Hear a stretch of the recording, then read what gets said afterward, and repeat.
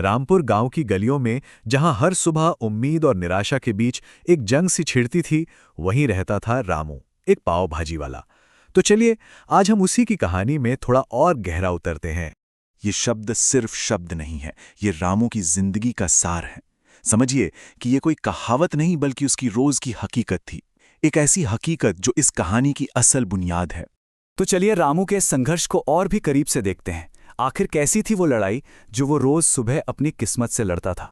ये तस्वीर ना रामू की पूरी दुनिया का सच दिखाती है। एक तरफ उसका अकेला टूटा फूटा ठेला और दूसरी तरफ लल्लू हलवाई की दुकान पर ग्राहकों का मेला। ये सिर्फ दो ठेलों का नहीं बल्कि उम्मीद और नाउम्मीदी के बीच का एक बहुत बड़ा फासला था।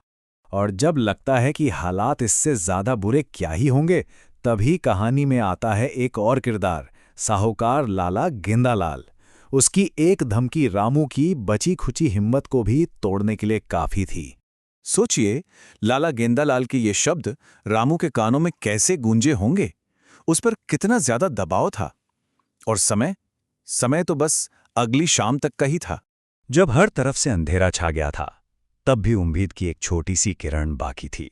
और ये किरण रामू के लिए कोई और नहीं बल्कि उसकी पत्नी शांति बनकर आई। यहाँ कहानी एक बहुत ही अहम मोड़ लेती है।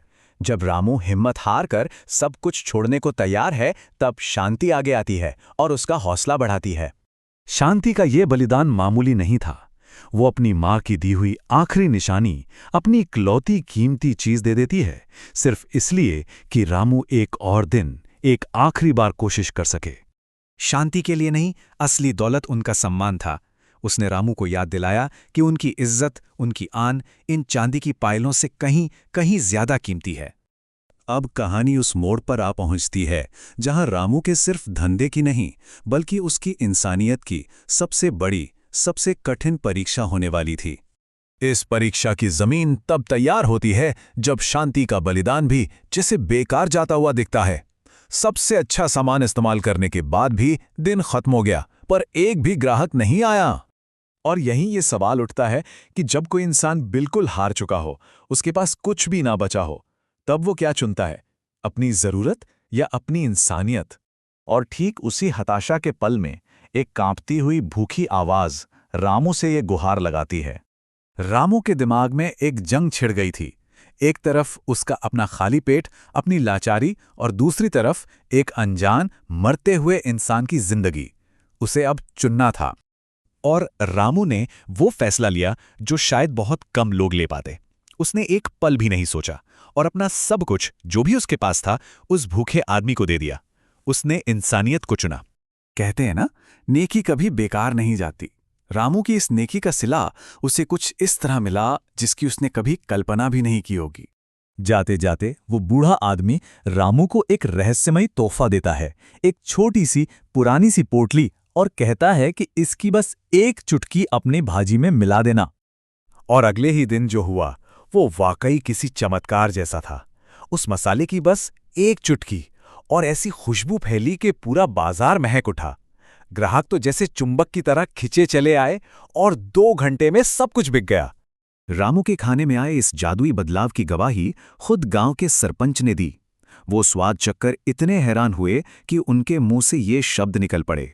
तो भाई, इस जादू ने रामू की किस्मत तो बदल दी, पर सच्ची सफलता का मतलब सिर्फ पैसा कमाना नहीं होता, है ना? देखते हैं रामू की कहानी का अंत हमें असल में क्या सिखाता है। पैसा हाथ में आते ही रामू ने जो सबसे पहला काम किया वो था अपना कर्ज चुकाने का।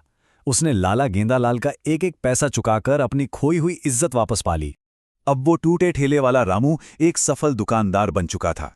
और जब उसके पुराने दुश्मन लल्लू ने उसे बदनाम करना चाहा, तो अब रामू अकेला नहीं था, पूरा समुदाय उसके साथ खड़ा था। सफलता ने रामू को बिल्कुल नहीं बदला। वो अपनी पुरानी जिंदगी को कभी नहीं भूला। अब उसका कारोबार तो अच्छा चल ही रहा था, पर वो हर शाम गरीबों को मुफ्त खाना खिलाकर अपनी नेकी का सिलसिला भी जारी रखे हुए था। तो ये कहानी हमें एक बहुत गहरे सवाल पर लाकर छोड़ देती है। क्या ऐसा हो सकता है कि हमारी जिंदगी की सबसे बड़ी मुश्किलें, हमारी सबसे बड़ी परीक्षाएं ही असल में हमारे लिए सबसे बड़े मौके लेकर आती हैं? जरा सोचिएगा।